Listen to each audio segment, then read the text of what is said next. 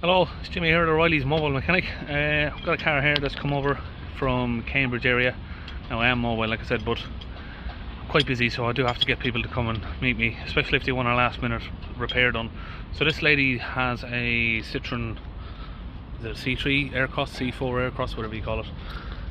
It's having some trouble getting someone to remove the lock and wheel nuts, so I've got a tool here for it and I'm going to show you how I can remove it.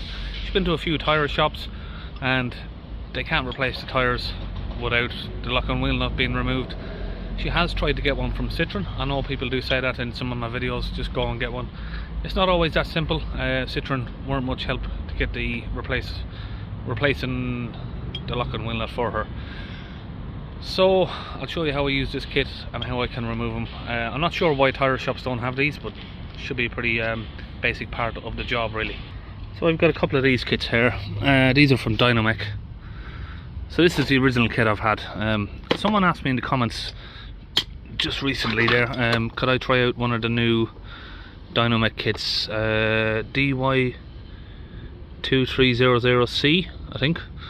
I think that was the part number, so if not I'll put the right link in the video for it. Anyway, so this is one of the new shape, sort of new model tools. It's got a screw kit that you can basically push the bolt out of. You see it's got thread in there, so if the bolt is stuck to that, you can wind the screw in and get it out basically.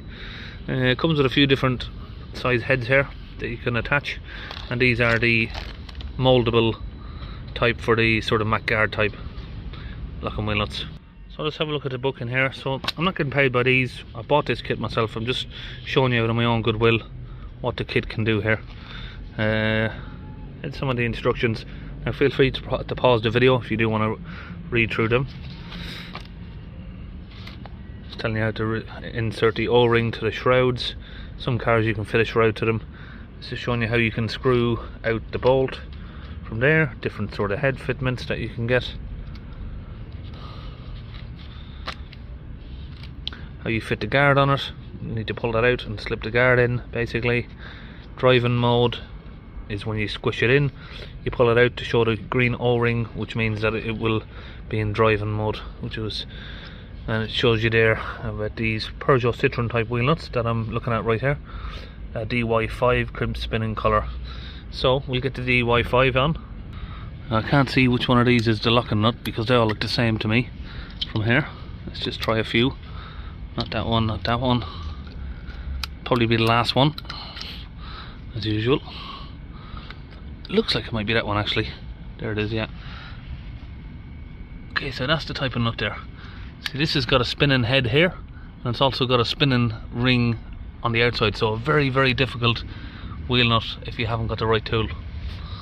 Okay, so I'm going to try and record this as best I can at this sort of angle if I can for you. Right, we have the tool. Well, like I said, if I can show you on here, just let me see if I'm showing you it right.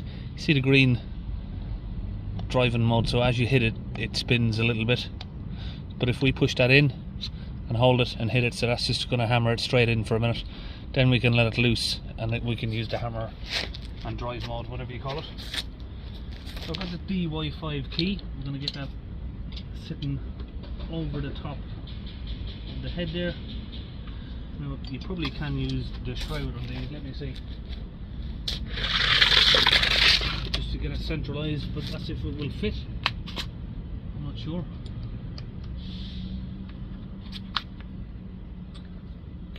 Yeah, that one. That'll also protect the wheel from scratches. These are black. No, that doesn't fit in there. Let me try this one. No, that doesn't fit either. There. Going that way, no.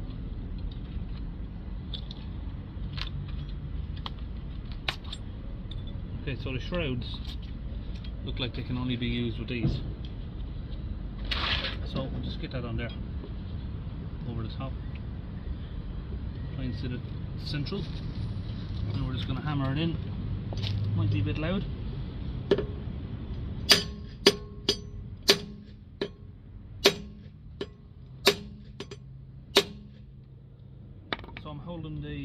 hammer pressed inwards so it's not spinning. Now I can let that loose, and I'm going to twist with my hand as I'm hammering it this time.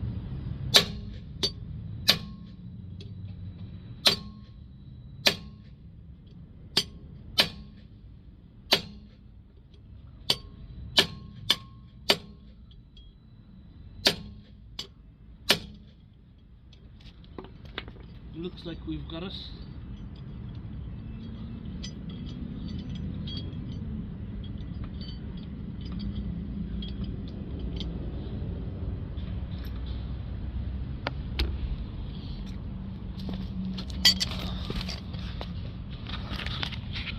Sorry, I didn't realise the camera had fallen down there. Okay, so got that back up. So this is what the tool looks like on that side. You can see there where it actually crushes the outer spinning ring against the central head, which is the actual bolt there going through the middle. And that, what that does is, through there, it bites into it. Sorry, it doesn't seem to be getting a good focus on it there, but you can see how it works. And it wasn't too hard there. A little couple of minutes and a few bits of hammering and we have it out. Okay, now that's number 2. Oh, that one was a bit tougher, but got that out. That's number 3. Tell you, I'm a little bit red faced now. This one, I'm not gonna lie, I did have to try a few attempts on that. You can see the various different cut marks. I don't know if I was just getting tired, maybe I'm getting too old for this, but we got them out. That's the main point. Maybe it was a little bit exhausting, all that hammering, but we've got all the 4 wheel bolts out, and I'll see you on the next video.